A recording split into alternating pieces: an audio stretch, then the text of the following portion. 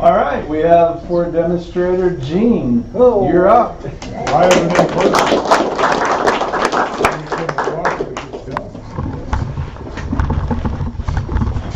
couple of preliminaries before we get started this evening. This is a picture of my niche of our shop over in the village that I get to work in, and I thought you might like to see the ancient stuff that I work with in order to do what I do. So this is the shop. We usually talk about Christmas at this time of year and things we can turn for Christmas gifts or decorations in the house. And I just brought this, you've seen this before, but I just brought this to remind you. It's something that's very easy to turn on the lathe with just a little goblet type of thing. And if you've got a big enough Forstner bit, you can drill the inside almost completely out and then drill another hole that fits the tea light, that's a battery operated tea light that fits down in there. You can get a pattern off the computer by just taking your different fonts and decide what looks good for you. This has love, peace, and joy written on there, but you can use that as a pattern, and you can cut it out with a Dremel tool. I use a high-speed carver that I have to do this mostly, but just something that you might think about for Christmas. I've given away a lot of these, and people just seem to love them to have them around Christmas time. So I don't know if you need to see that again or not, but I'll pass it around. You can also do it this fashion as well. Just make sure the top is big enough for the tea light to go down into when you put it in there. Now, this demonstration this evening is a very high-tech demonstration. For instance, I'll be using this very high-tech precision turquoise dispenser. It may look like a plastic spoon with the sides ground down, but in reality, it's a plastic spoon with the sides ground down. But we're going to be doing everything that's pretty low-tech here for this evening. This is what we want to come out with. I wanted to demonstrate a nut bowl with the turquoise inlay on it. I'm not going to take much time in discussing the turning, but the object of the turning is to turn a bowl where you can scoop the nuts up into your hand like this by having the inside curve around, and you come out with like this. Every piece of wood that I'll be well, not every piece that I'll show you, but most everything will be mesquite. And this is a mesquite, don't tell my wife, because she doesn't like for me to take this out of the house. She uses it a lot. We've used it many times for nut bowl when you have guests over and before dinner or something, and put it out on the table. So this has been used a great deal. You'll see it's very durable, and this is what we're going to be after.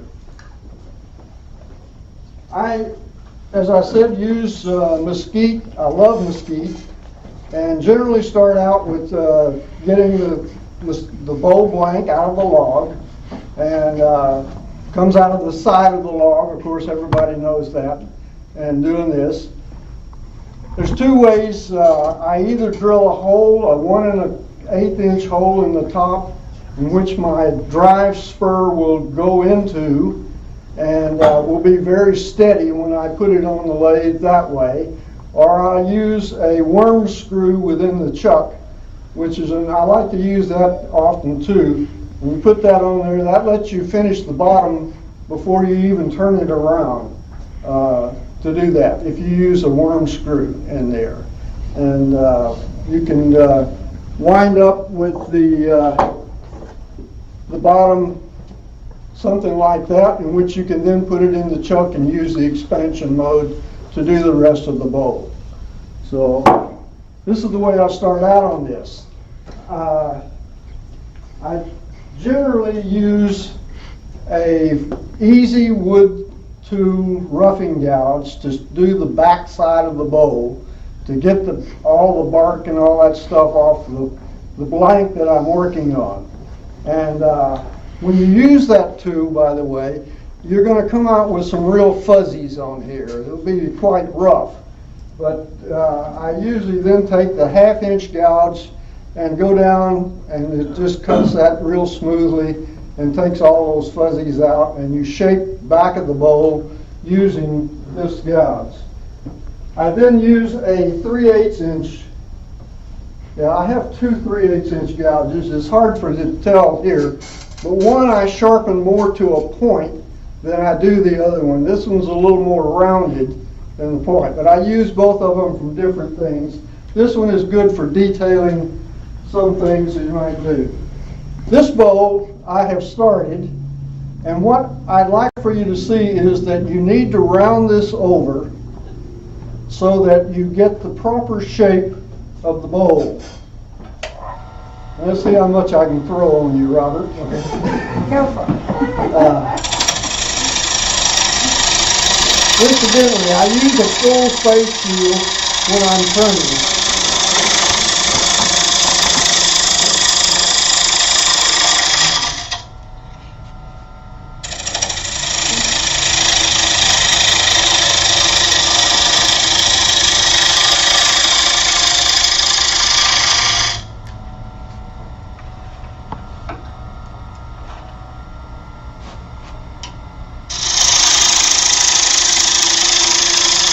One of the best weeks of my wood turning experience was spent in Provo, Utah with Alan Batty. Alan died a few years ago, but he had such a great sense of humor and was a fantastic turner. Did any of you ever experience Alan Batty? Stuart, his son, is doing most of the turning now. Stuart's a great turner as well. But I think Alan was even a little bit better than Stuart is. And he could turn a perfectly round ball, and did so for some of the British Army folks when they went to different places and needed a pool table and they needed pool balls. He turned the pool balls for them. And when you're turning this, you go back to the old golden rectangle. You remember? 1/3, 2/3 approximately best fits the eye. Well, what you have here is basically 1/3, 2/3. Same proportions as the golden triangle in doing that. And that's important in almost anything that you turn, is to get that proportion in there, because it's just more pleasing to the eye when you do that. Once this is rounded over and you've pretty well got your proportions, incidentally, when I was working with Alan Batty there, for about a half day, he had me doing this kind of exercise, where you take your tool and you learn to start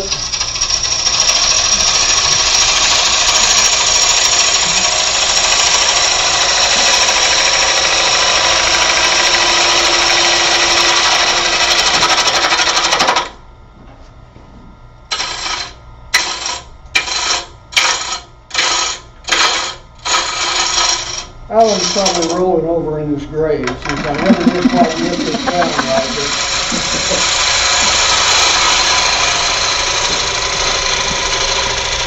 To be able to start at the top and make one smooth sweep all the way down and one smooth cut to give you a nice smooth side on here in doing that. I didn't quite complete that this time, but that was the idea in doing it. What I want to show at this point is making a place for the turquoise. We wanted a band of turquoise to go around the bowl. If you cut this so that you make a flat surface for your turquoise to go into, it's not going to show up well when the bowl is sitting on the table. If you cut this on an angle, and put your groove for the turquoise on that angle, then as the bowl sits on the table, you get to see the turquoise a whole lot better than if it's just staring at you square on. And so, you need to cut a flat surface.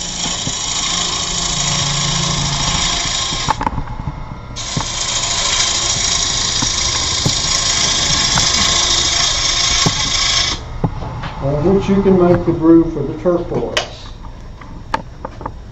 Now, you use this tool. I've got a bigger one than that. I have a bigger one too. I don't like it. But I use this one. You don't like it. I love it. This tool, remember we want this to curve so that you can get the nuts in your hand when you stick them in there and have it curved around. So this tool has to be used flat on the tool rest. And it should be pretty well centered so that the cutting edge is toward the center.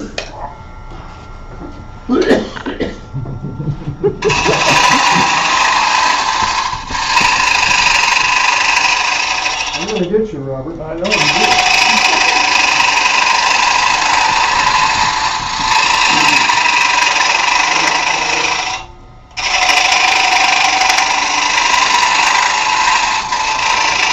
One thing I like about the tool is it cuts in both directions.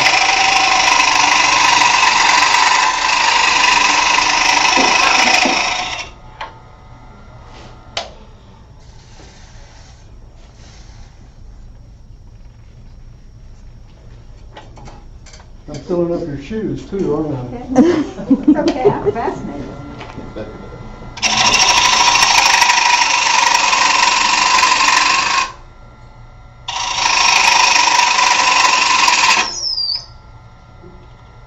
My lathe is a little bigger than this one.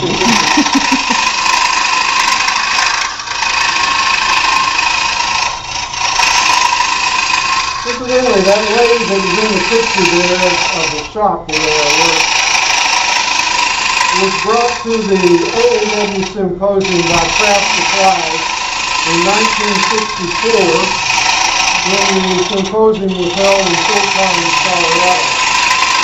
I had arranged with Dale Nick to buy the lathe that Craft Supplies would be demonstrating on. And that's the lathe that Craft Supplies was demonstrating on. And they had Richard Raffin and I forgot who from England, one of the famous turners from England, all demonstrated on that lathe. Who? Vince from Ireland. Yeah. Vince from Ireland. Yeah. Close enough. Well, if you ever had the experience with Alan Batty, he was quite a character. He had a heart attack while he was in England, and they called the EMT to come get him, whatever they call it in England.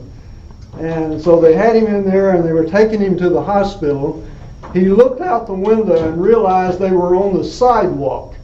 And he looked over to the guy, the EMT, in the thing and says, "I'm in trouble, aren't I?" And so, but they got him there, and he did well. So that was good. But Alan was a lot of fun to be with, and you don't like this tool. I love it because I can get under there just where I want to go with it. I use another time. Yeah, and see, that's thin enough now that I want it. The wall thickness would be a little bit thinner. I usually use this tool to go in initially, hollowing out the inside until I need that crook tool to get around in the other places. One thing you're not supposed to do with these tools is overextend them from the tool rests. If you look carefully, you can see kind of a bend in this one. Making a break. Maybe I overextended a few times with this one where I should not have. But it's a great tool, and you can eat away a lot of material real quickly with that tool. Doing that. All right. Now, we've got the insides right. Bowl is shaped like we want it. We need to cut the groove for the turquoise.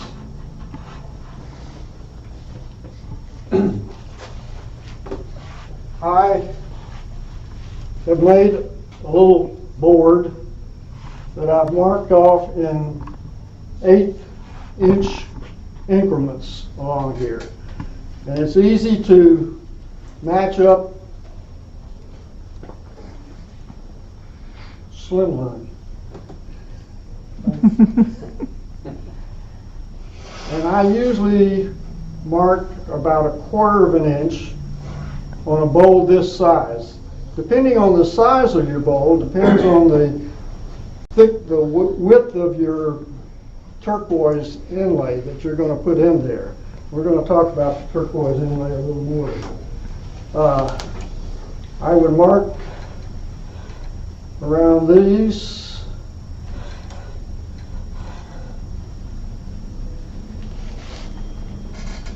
And then I like to take a small skew. It's a rather thin skew, and cut the edges of that groove.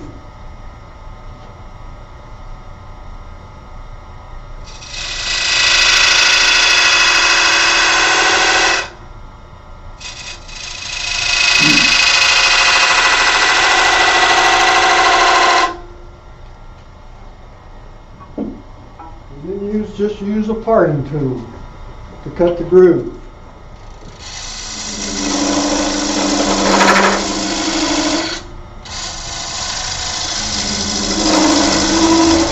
I usually cut a groove somewhere between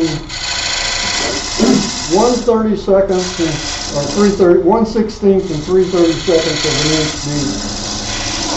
I don't ever measure it anymore. I just figured out one time that that's basically what I was doing. So the bigger the bowl, the deeper the groove, and the bigger the groove would be. Any questions on cutting the groove for the turquoise? Yeah, do you bevel it any way to keep the turquoise from coming out later? Let me show you what I do that a little later. Oh, okay. It is on a slant in here. I don't bevel the edges of the groove. Don't worry about doing that. And I'll show you why in a few minutes. Okay? We have to change the chuck.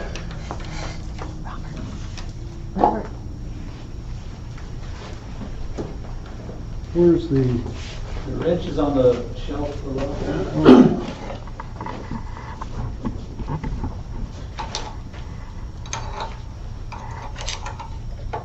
There's a button on the side that locks the spindle. Okay. Just turn it till it.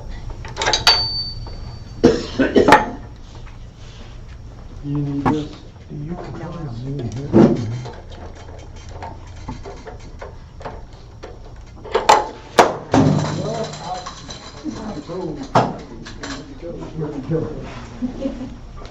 what I do with it. I got it.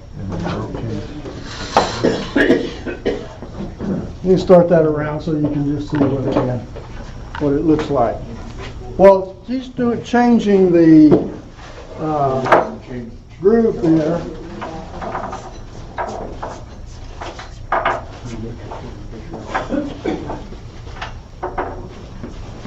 Talk slow.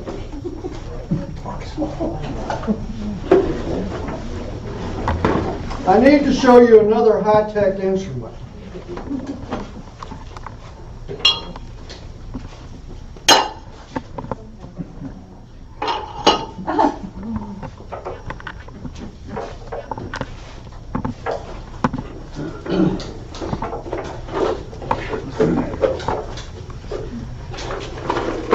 Suppose it's talking.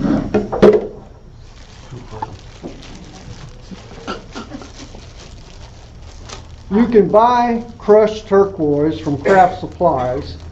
I pulled up their catalog yesterday, and it's $10.75 or something, almost $11 an ounce for crushed turquoise.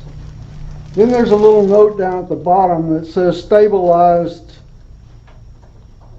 material may be man-made.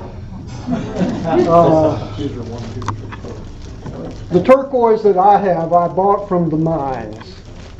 We went to Globe, Arizona at the Sleeping Beauty mine and bought turquoise. I'm going to pass this around so you can see what the turquoise from the Sleeping Beauty mine looks like. Turquoise, any geologist in here? No? No?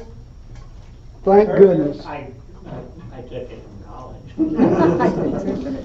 I took one course, or it took me in college, but it was historical geology, and I didn't learn a whole lot about it. Anyways, I understand that turquoise is hydrated copper and aluminum phosphate. I think what that means is that the rainwater goes through the ground and it picks up the phosphate or the oxide from the aluminum and the copper that's in the ore that's in the ground. That water settles down into the cracks of bedrock and eventually solidifies, becomes hard, and becomes turquoise. Copper and aluminum produce this beautiful blue turquoise. If there is iron ore in the soil as well, you'll get more of a green color turquoise. This is from the Kingman mine in Kingman, Arizona. And it has, as you can tell, more of the iron ore in it than this does. So you can pass those around and you can see. Now, this high-tech tool is a metal plate, 1 1/4 inch internal diameter pipe welded onto that plate, and a 1 inch solid steel bar with the end kind of cut in a grooves. That helps it not compact when you put the chips of turquoise in there and you pound it and you crush it. This is the way I crush turquoise. Do that. When you pound it in there,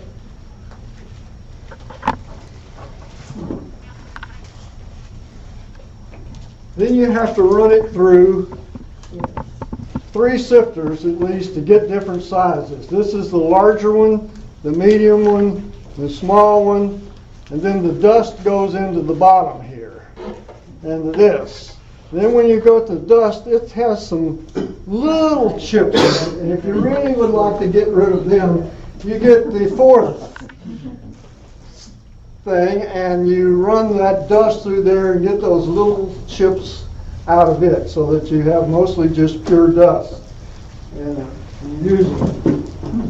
So, and a funnel is also necessary when you're putting these things into the different bottles that you need. Now, by the way, you really need hearing protectors when you use this thing, because it makes a heck of a noise. But it's really good exercise for building up your muscles in your right arm. Do they run you out of the building when you're grinding? Yeah. No, most of them can't hear.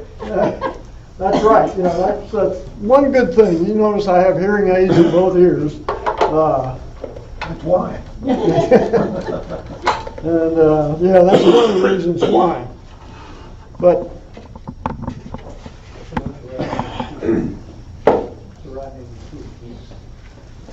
this thing fits my lathe perfectly. You see the thing on there goes between the ways on the lathe and fits in, and I run it up under the chuck that I'm going to mount the bowl in, and I put a paper towel in here, and it catches the turquoise that I spill. And then I can put it back into the other moths that way. So this doesn't fit this lathe naturally, but we'll see if we can use it somehow. I've never seen something. This is, you crushed it. This is what I have crushed. I need to show you something else before I show you that. I did this a long time ago when I was in Colorado. This is a piece of aspen. I turned this nice bowl and inlaid the turquoise. This one will see has red coral in it as well. Red coral is a nice little accent to your turquoise put in there.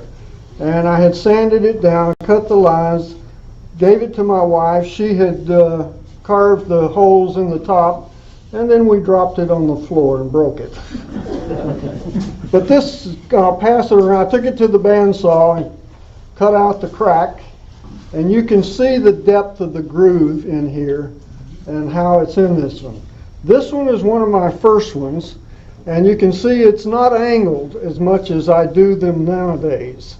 And I learned from these that as that sits out like this, if that's at an angle, that turquoise shows up a whole lot better. Gene, So- you want this back up there? Yeah, you can bring it back up. I'd like to have it back anyway. You can use other things as inlay. If you go on Craft Supplies, you'll see a whole list of different stones that they have, crushed stones. There are some that I do not recommend. While I was in Colorado, we lived halfway between Denver and Colorado Springs over in the foothills. And we had a gravel road out front, and the granite had washed down from the mountain into our property there where we were. So I decided that I would try some of that granite and put it in here. One of the geologists in our clubs reminded me that granite is about 80% quartz. And quartz is getting what, around 8 or 9 on the Mohs scale of hardness, with diamond being 10? 6, 7. I went through I don't know how many sanding discs trying to get this one down, but I'll pass that around so you can see what that looks like. I also found some basalt out in the drive out there by the road, and I thought, well, that black stuff would really be pretty in this aspen bowl. So I put some basalt in. It's worse than granite.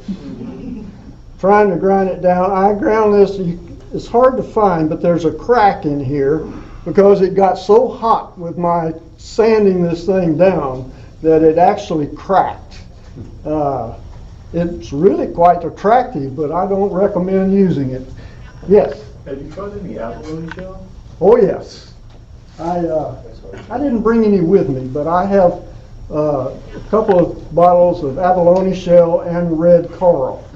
And if you mix the red coral and the abalone shell together in with that blue turquoise, the stuff that's really blue, it is gorgeous. Does it sand better than that? Oh yeah, oh yeah. It's abalone's no and turquoise no problem to sand down in there. But those two things are, yes. What grit do you use to sand that down? I start with an 80 and go up to 1200 to 1500. And I'll show you There about was a guy at SWAT I bought these discs from, and I haven't seen him last past 2 years. It's a specialty sanding disc that has, I think, is a coarser stuff that you use and just makes it really quick. So if you have the body of your bowl about 120, 150, with that one you don't have to go over again from 80 and start over. Where did you say the Kingman mine is? I'm sorry. Kingman mine, where is it? Kingman is in Kingman, Arizona. Okay. Yeah. So my wife and I thought it would be fun to just kind of take a trip out that direction, and the only problem is that Globe, Arizona mine has shut down, and it was a copper mine. This is where you find turquoise, of course, when you have a copper mine. And so they discovered that copper was a lot more profitable than trying to deal with the turquoise, so they quit doing with the turquoise. I don't know where you can get that beautiful blue turquoise like that anymore. I don't think the Sleeping Beauty's for sale anymore. Yeah, so luckily, I got a box at home of that stuff. Gee, the blue one, when he showed me how to do the turquoise, he told me where to get his Arizona silhouette that has the blue one. It's already crushed and it's stupid expensive. Yes. Is that right? You can get some on Etsy, etsy.com. People have, yeah, for sale. I Yeah. could get you the Persian one that's famous in the world, but beautiful. I can't have anyone send it to me. The No. last time I did it, on that bowl I gave to my mom, was that the guy turned around and gave it to his son-in-law, and the guy brought it from Canada and shipped it to me. So Persian's gorgeous.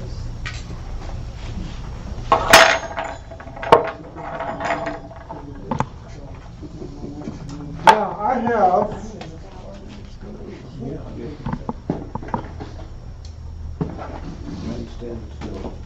the blue dust, blue small, blue medium, and blue large. Size is relative.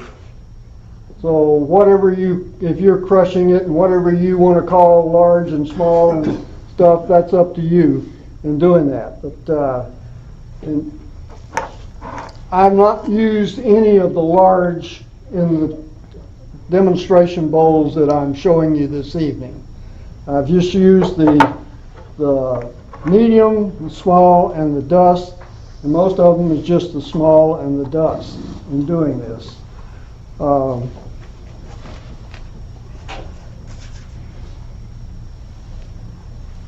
Okay. My wife, as a matter of fact, came up with this method of inlaying turquoise, with this part of the method of inlaying turquoise. She calls it the dam method. Which? The dam method. The reason is to build dams around the bowl, and then you can go back and fill in between them. And it's easier to do that way. Now, sometimes I heard her out in the shop working, and I'm not sure that the dam method was all that she had in mind when she was working with some of this. But someone was asking about the shape of the groove and the cutting it and then saying, this is where dust really comes in handy. And if you're crushing turquoise, you're going to get more dust than you do anything else. And I use a lot of dust. And in inlaying the turquoise, these nuggets are kind of like the proverbial jumping bean. If you touch them, they seem to just go everywhere with that. And I found out that if you take some dust and put it in the bottom of the groove first,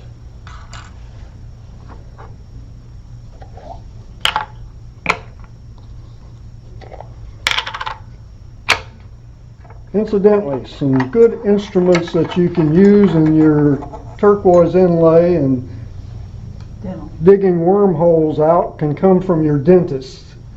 They throw these away after a certain amount of time, and just have them throw them your way. And this one, the point's broken off, but it works real well. I usually, well, I thought I had it here a while ago. That's all right, here it is. You know, your hearing and your eyesight goes bad, so I learned to use this thing. But this works real well for me. And I take this dust and I make sure that it goes to the edge of each of the grooves, each side of the groove, when I'm putting this in there.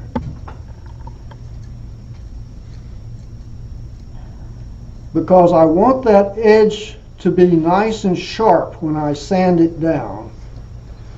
So I start by putting a little turquoise in the groove.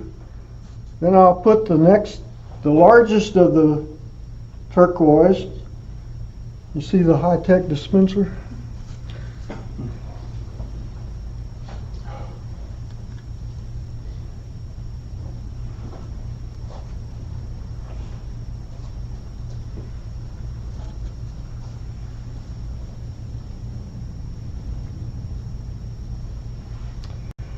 Once I put that in there, I go back with my dental tool and I kind of make sure this is inset into that dust, not just sitting on top.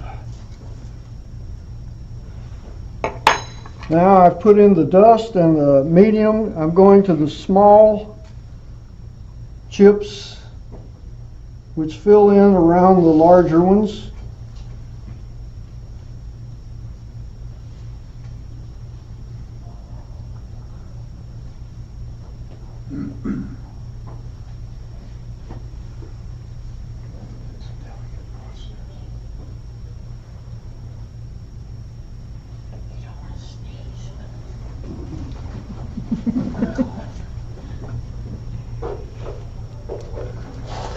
And once I'm satisfied with that, I go and put a little more dust in there.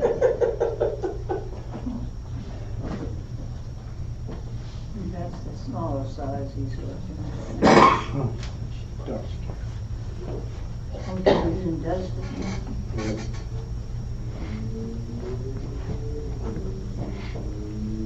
That's pretty small. As hard as you may try, you will wind up with some voids, some small holes in here along the way. And I do the best I can to avoid that by putting the dust in there, but it's still, when I sand it down, it's still going to have some in there. I use, first of all, the super thin stuff to run down in there, and of course it wouldn't. Super thin DCA.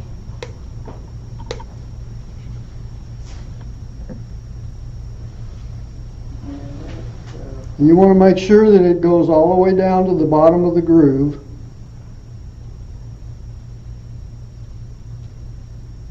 Now, is that the CA?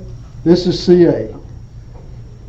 There's different brands. I've used all the brands and I really can't tell a whole lot of difference in anything. If it's CA, it's CA.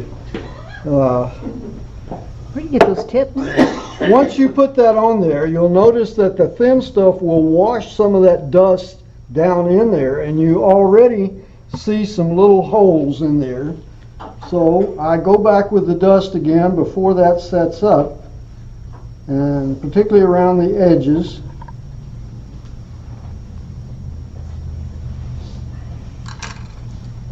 And then I take the medium.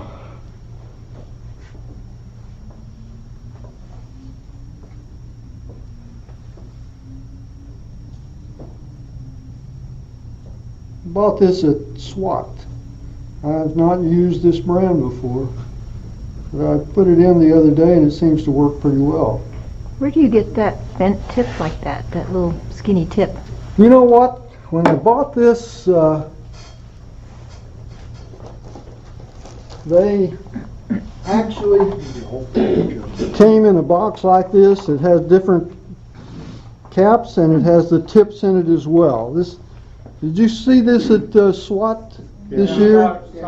Right there at the entrance to the thing You've been there. there quite a few I hadn't realized you get all of this when you bought a bottle of that stuff, but it's really nice because, as you can see, I use the little tips on it all the time. If you need more of those tips, I'll have tons of them. Do you? Buy them by the giant bag. Yeah. I got tons of Well, I usually buy enough at SWAT each year. I put it in the freezer and it lasts me till SWAT next year. And so I do that. All right, once that has settled in, just a little of that on there to make sure that it turns. Gene, And then you would go back and fill between the spaces, doing the same thing that I just did. And I won't do it again so to bore you, but that. Now, Gene, you don't spray the raw wood before you run your CA on that? I'm sorry, yes, I should have told you that. I even brought Sanding sealer? a sanding sealer with me, that I have a sanding sealer and a beat up old paintbrush that Sure looks awful. I get in there and I put it on the bowl. It keeps the CA from staining your wood if you do that. And so, yes, thanks for reminding me. I do that all the That's what time. got me in trouble with those. Yeah. I kind of ran it without seeing it. Yeah. Gene, you do that before you cut the trench? I'm sorry? Do you do the sanding sealer before you cut the trench? No. It's better to do that. than No. cutting it than that. I put the sanding sealer on after I've cut the trench. The CA will stick to anything, so it really doesn't matter in there. Incidentally, sanding sealer. If you don't have sanding sealer, you can generally make your own by taking whatever finish you're using and using about 1/4 of thinner and 3/4 of the finish. Or if you're using a water-based thing, 1/4 to 1/3 water and 2/3 of your finish, and you've got a good sanding sealer. I read an article in the magazine here just not long ago, people questioning whether you needed sanding sealer or not if you're using a water-based finish. Because you put a water base on there, it's still going to raise the grain. And so you probably don't need to have a water-based finish, a water-based sanding sealer. Though the product I use does have a sanding sealer, and I'm still using it with that.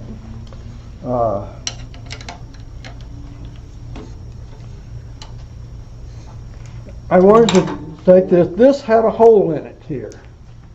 And I filled this the same way that I do the cracks. This hole did not go all the way through. This hole does go all the way through. And if I'm going to fill that hole, I use some masking tape.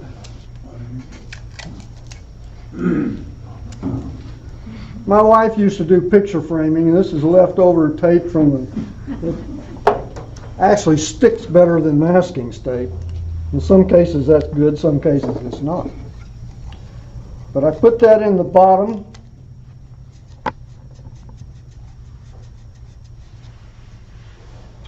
And then I would put some dust down in there. And sometimes I cheat. I don't like to waste turquoise. I'm chinchy. So I will take paper towels and put a little bit of paper towel down in there. And then I fill the turquoise over on the top of that. And that way I don't waste all the paper towels. But if you do that, you then have to glue your thin stuff in, or your dust in first.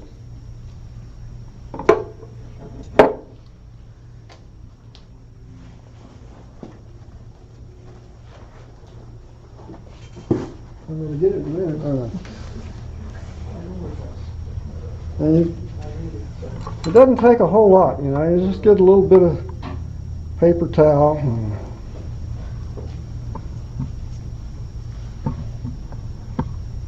get it in there.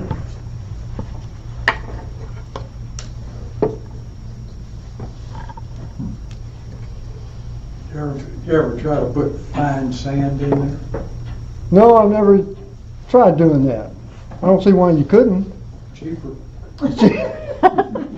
Cheaper than paper towels, huh? Hey, that's down my line. Do that. Put a little more dust in there. Coffee grounds too, huh? Anything about wood? Yeah, you've already paid for that. Yeah, already used them and everything, just throwing them away. One time I used a red brick that had a nice color to it, and I pounded it down, made powder, Oh, really? poured that in there, and worked quite well. I've got a hole in my wall now. Chimney's got a big chunk. Wife is not speaking to him yet. House is gonna fall down. Well, that's a good thing.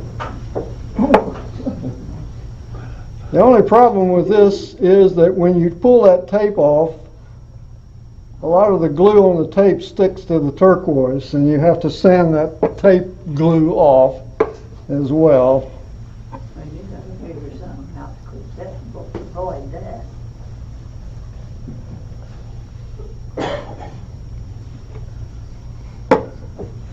And that's how I fill holes that go all the way through with that.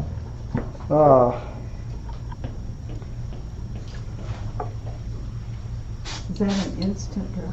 Yeah, that makes it dry. So I don't know if you're interested in this or not, but I'll pass it around. Last bowl.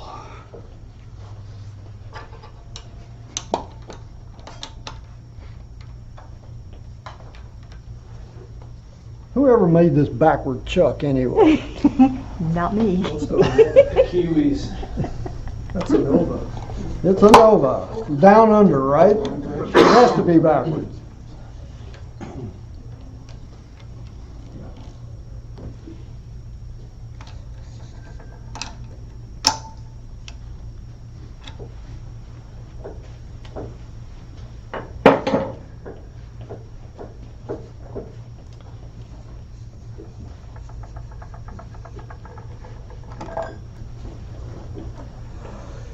This is what you want to have when you finished inlaying the turquoise all the way around and before you sand it down. I was going to show you that I use this a drill, 3-inch pad, 80 grit pads. And I buy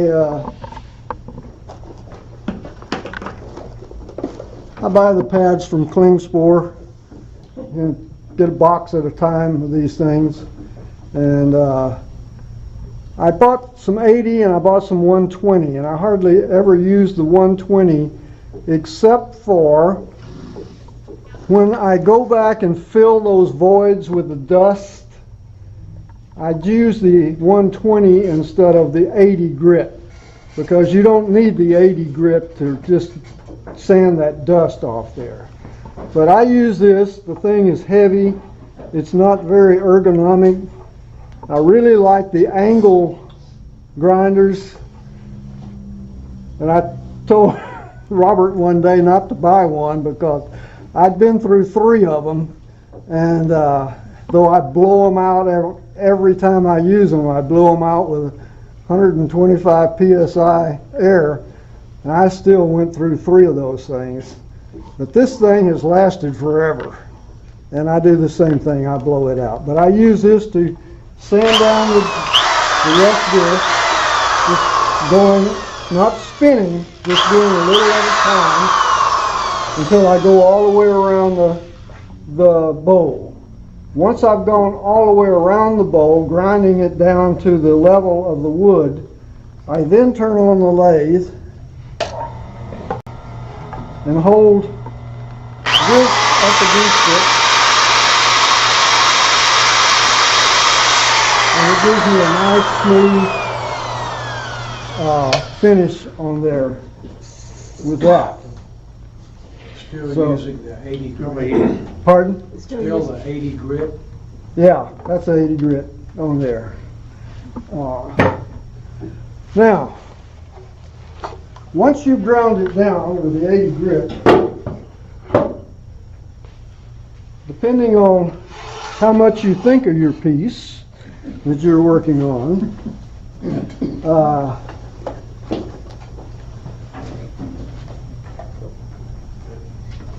thought I had that here a minute ago. I guess I have it here.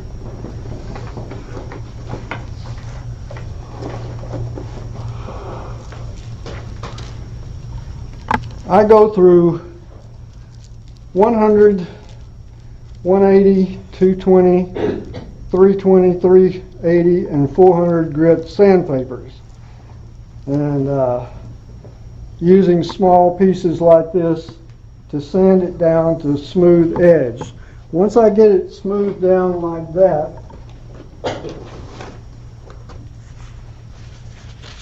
I then use these pads. This is 600 grit.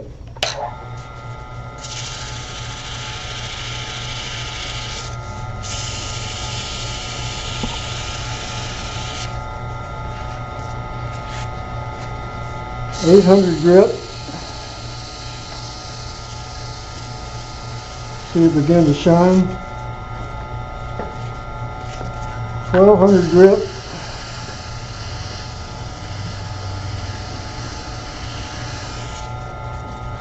And 1500.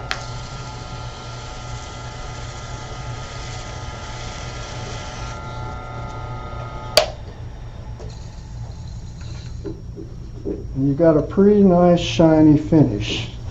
Now, if you think you might have a gallery piece and you really want to have it look great,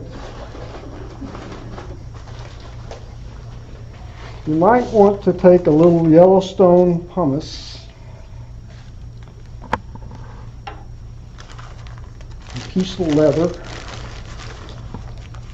My father worked at Libby Owens Ford glass plant in Shreveport, Louisiana. This is an old apron from one of the glass cutters. It's a piece of leather off that apron, and you put the pumice on the leather. What did you say that pumice was? What's the name of it? Pumice? What this is? This is called Yellowstone pumice.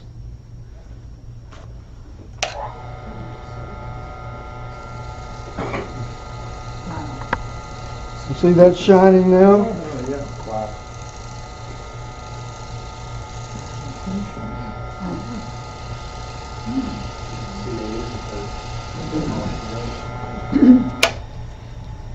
May I ask a question? Now then, you can put your finish on there and screw up the whole project. Nah. Or, like I said, if you think you have something of a gallery piece, and what did I do with this? I had it here somewhere. Oh yeah. You can go to the automotive store and buy the automotive striping tape, and you can cut that into what lengths, or you can buy it in different lengths. Glue that on around the turquoise, then spray your finish on there, and then peel that off. I don't care what kind of finish you put on there, it's going to dull this look. But if you put this on there and then spray the finish on, then you still got your real high shiny turquoise on there. You do a CA finish on it and keep it. Pardon? You do a whole CA finish on it and keep it shiny. Is that right?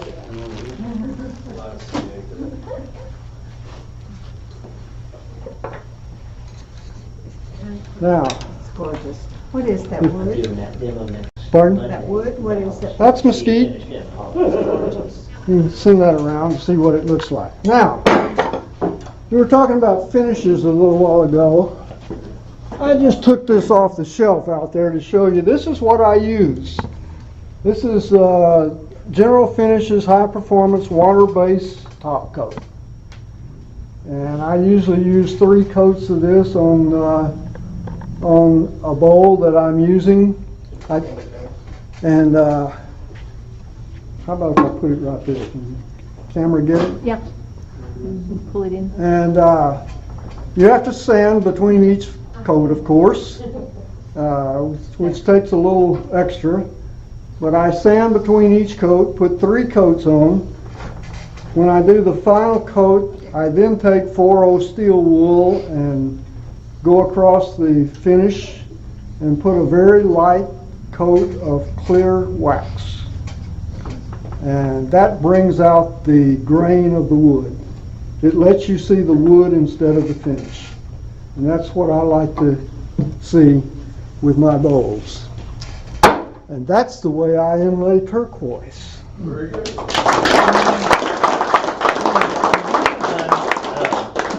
What about glass? If you took glass, different colors of glass, and just crush it really like micro small?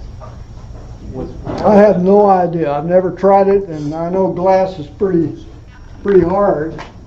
Turquoise is somewhere between 5 and 6 on the Mohs scale of hardness, with chalk being at the bottom end and diamond being at the top end of 10. So I don't know where glass falls in there. Glass is 6 to 7.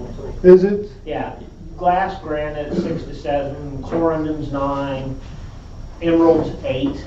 Yeah. Turquoise is pretty nice to work with because it's kind of in the middle there, and the bigger the piece that you have, the larger chunks of turquoise you want to use in there. The smaller the piece, the smaller the things of turquoise. And in relation to that, the larger the chips of turquoise, the more difficult it is to sand down. The smaller the pieces, the easier it is to sand down. And if you're just using dust, it's really easy to sand down. But that depends on what you're doing and what you're inlaying and the size of the things that you want to work with. And use graphite. Pardon? And use graphite. My sister bought me a whole bunch of rocks and sent me. One of them was graphite. I thought that might be cute to make a black band on pecan, and that darn thing smeared into it and messed up. Incidentally, we've been to several of the gem and mineral shows, and often they have a dealer there that sells raw turquoise. They will also talk to you about stabilized turquoise or just raw turquoise. You do not need stabilized turquoise. The CA glue stabilizes the turquoise. And so you don't need anything else. And if you get stabilized turquoise, sometimes you're getting man-made stuff. So you have to be careful what you're buying when you go to these things. Luckily, the last turquoise we bought was a dealer from the Sleeping Beauty mine, and I bought several pounds of turquoise at that time. That's been 12 years ago, I think now. So I have a box of turquoise that I very cautiously use. But when if you buy that and then you crush it, you do have to sift it. If you buy some nuggets of turquoise that still have a lot of the mother rock on it, if you have a tumbler, you can run it through a tumbler and a lot of that mother rock will come off. And so that when you crush it, you're getting more turquoise than you're dealing with the host rock that the turquoise was created in. So, any other questions? The one that you did has little reddish spots in it. That's it. That's red coral. So you added in, or it wasn't? I added it in. Okay. Yeah, I don't think I brought any with me, but I have some red coral, and you can buy red coral. Craft Supply sells red coral as well.